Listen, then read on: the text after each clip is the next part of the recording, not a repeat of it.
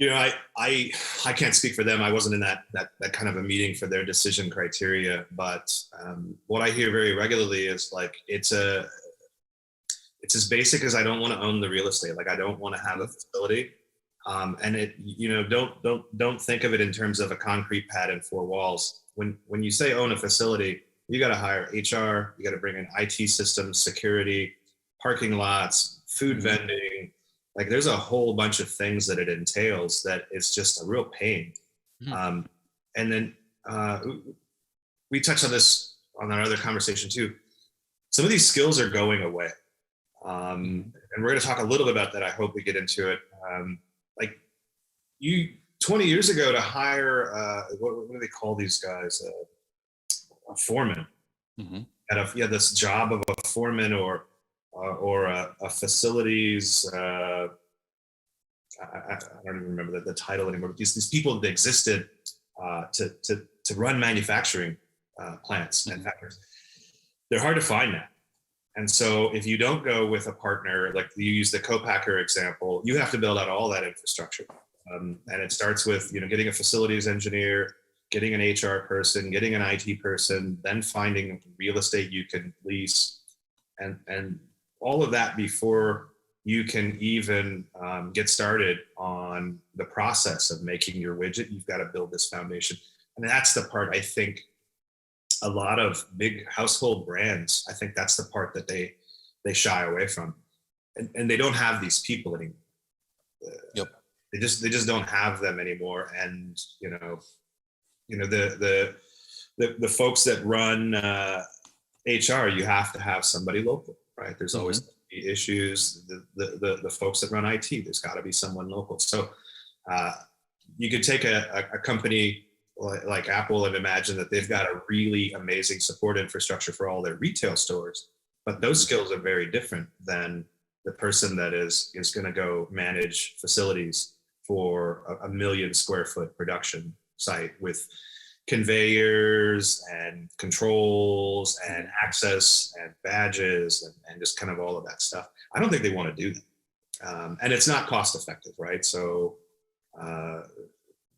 the whole value proposition of contract manufacturers is to get better asset utilization of the building, the badge readers, the benches, the tools, the chairs.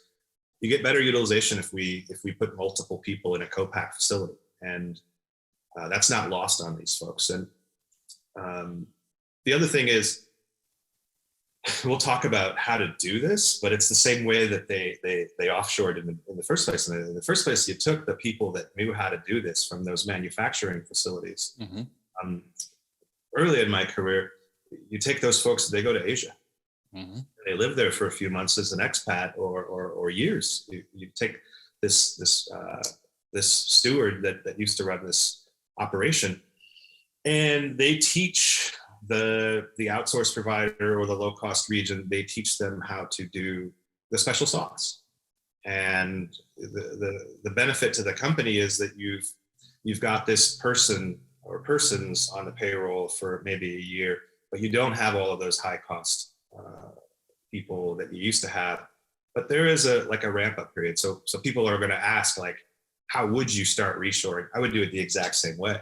I would go to the people that manage my line in Shenzhen right now, and I would find a few of those kind of core engineering and operations people, and I would make them expats to help me stand up the facility here.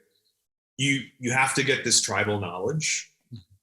There's certain things. If a line's been running, for 3+ years, it's polished, it's smooth, it's working by now.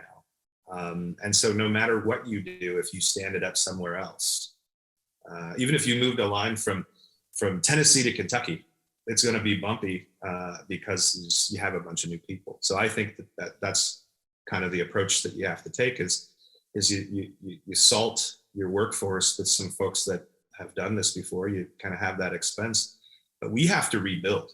We have to rebuild this capability. Here in town, there used to be a dozen tool and die shops. It was 2 left. It's just those ancillary and kind of supporting systems are not plentiful. So you've got to you got to get any head start you can. And for that reason, I think, some contract manufacturers are going to get ahead of the curve. And I know some of the Asian CMs are already setting up US based operations to get ready for this. I mean, Foxconn has been notorious, not in the news sometimes for some of the greatest things, but they were the first one that were like, hey, we're going to get ready for reshore. So they started standing up facilities in North America. Yep. They're ready for it, right?